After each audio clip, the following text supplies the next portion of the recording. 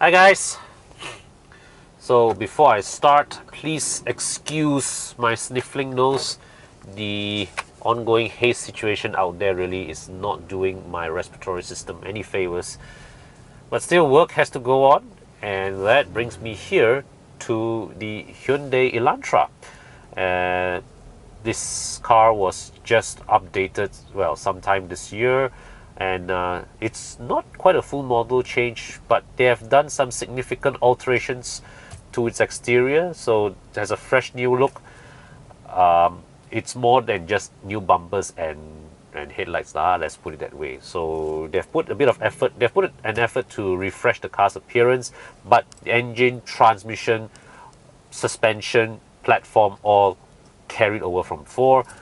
And they have also adjusted the model lineup. They've ditched the turbo, which is unfortunate, and all that's left here is this 2-liter executive model priced at 110,000 ringgit. So it's pricing wise, it is competitive, one of the cheaper models of the segment.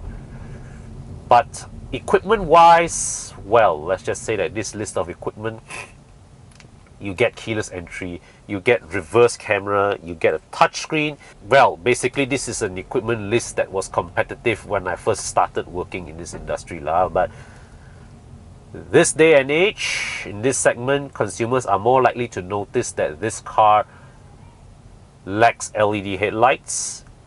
You get LED daytime running lights, but the main bulb is still halogen. It lacks cruise control, it lacks auto climate control, it lacks powered seats. You still get rear air con vents, thank God. So equipment wise, right, basically this car, well, it gives you just enough to live by, but nothing that sets itself apart. And that theme continues to its driving experience because, well, let's put it this way, let's describe it. Engine, smooth, refined, just about enough performance to keep up with traffic. Transmission, not the smartest around, but also competent, smooth shifting, and doesn't give you doesn't give me any grounds to complain. Handling, pretty good. Right, firm, but not jarring.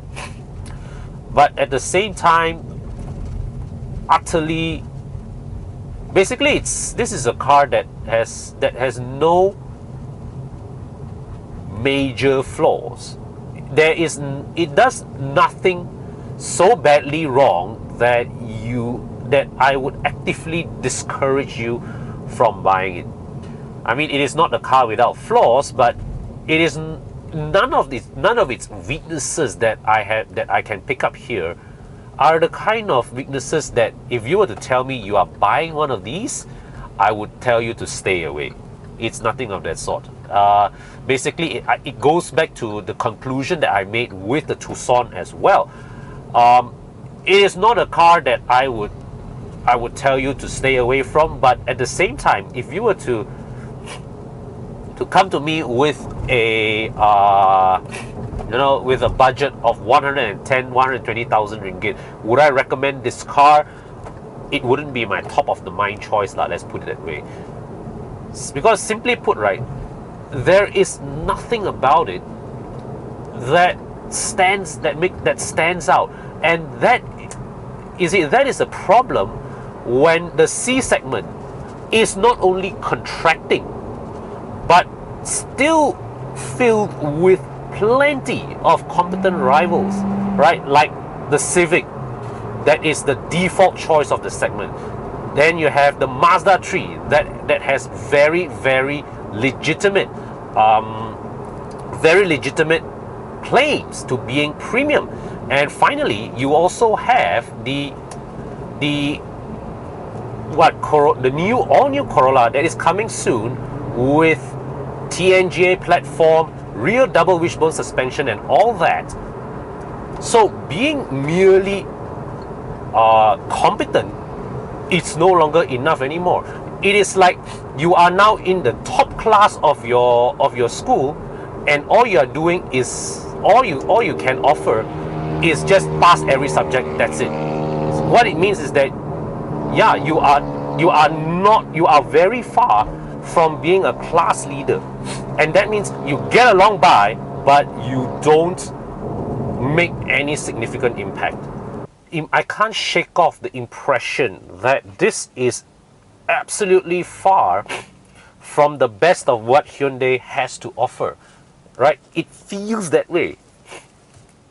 You see, if you compare this to the MD Elantra of 2010, that car, this new one is by all accounts a better car, but that old MD Elantra was more successful in sales.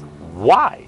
Because consumers saw that car and quickly, judged that was Hyundai making a big leap from what it was before, versus this one here, where it is obvious that Hyundai seems to have pulled a few punches, all right, in a sort of like play it safe kind of approach, where they are really not giving their absolute best of what they have to offer. You see, that is the kind of strategy that once upon a time you only see it from brands that are already at the top of their game. They are already at a stage where people close eye also will buy them one. But Hyundai is not at that level yet. And mind you, nowadays, consumers have become a lot more fussy than they used to be. So much so that even Toyota cannot get away with this kind of approach, let alone Hyundai. So what this car really needs is, this is a car that has such good potential, right, to be better, to be a really competitive entry, but it is just so obvious that they have held back from giving the absolute best of what they can offer. So you see, the thing is, this is not a problem if Hyundai has this 110,000 Elantra 2.0 executive with all this spec, and then they give the option to spec up, and another 10,000 you spec up to a one with more features, and another 10,000 you get more. No, this is the only variant on offer. And the thing is this, when you are going to town with only one variant on offer, that variant really should show the best of what your brand has to offer. That variant should be loaded to the brim.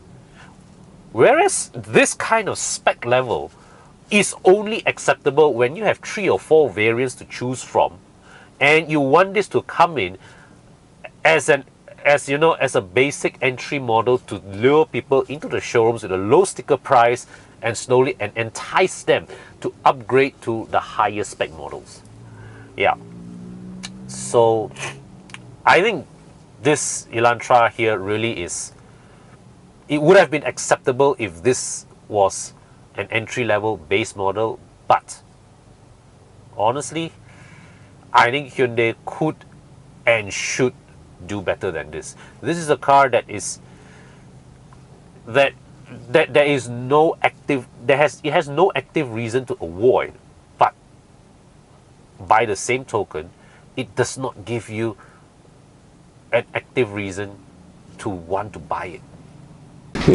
Okay guys, this year's Evo Enduro 2019, we have these teams participating, and together with them, you will stand a chance to win a Proton X70, 38,000 ringgit cash. Yes, these are real money over here. And 2% gets to win this. And another 10% will be able to win 8,000 ringgit cash. All you need to do is just to buy their products from a minimum spending of 5 ringgit. To know how to enter, all you need to do is just to WhatsApp your receipt of your product and answer a simple question to this number. To understand further, go to this website to know about all these products and how to enter.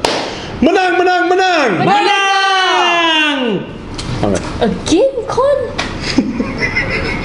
Make noodle lah.